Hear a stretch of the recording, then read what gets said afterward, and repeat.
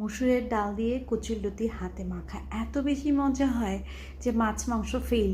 কারণ আমার কাছে কচুরলতি অনেক পছন্দ হয়, তো আমি কচুরলতি অনেকভাবে খাই। এই যে ধরুন সরিষা দিয়ে, তারপর হচ্ছে এরকম মসুরের ডাল দিয়ে। তো প্রথমেই ডালগুলো ধুয়ে নিয়েছি, তারপর হচ্ছে কচুরলতি ভালো করে বেছে এটাকে ধুয়ে নিলাম, একটুখানি পেঁয়াজ দিলাম, রসুন দিলাম। আজকে গোটা মশলায় হচ্ছে আমি এটা রান্না করবো, খুব সামান্য আদা রসুন পেস্ট আর একটু জিরা পেস্ট দিলাম। এখন লবণ আর হলুদ দিয়ে সামান্য তেল দিয়ে এটাকে হাতে মেখে কিছুটা পানি দিয়ে 10-15 মিনিটের মতো সিদ্ধ করে নিলেই মজাদার কচুরলতি আর হচ্ছে ডালের রেসিপিটা তৈরি হয়ে যায়। এটা অনেক মজা লাগে। তো আমি একটু হেলদি ওয়েতে করেছি, আপনারা চাইলে এটাকে আবার বাগারও দিতে পারেন।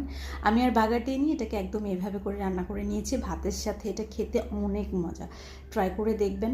আমার খুবই পছন্দ হয়। আমি জানি না যে আগে কেউ খেয়েছেন কিনা, তবে আমি এটা প্রায় করে খাই, তো ভাবলাম আজকে আপনাদের সঙ্গে শেয়ার করি।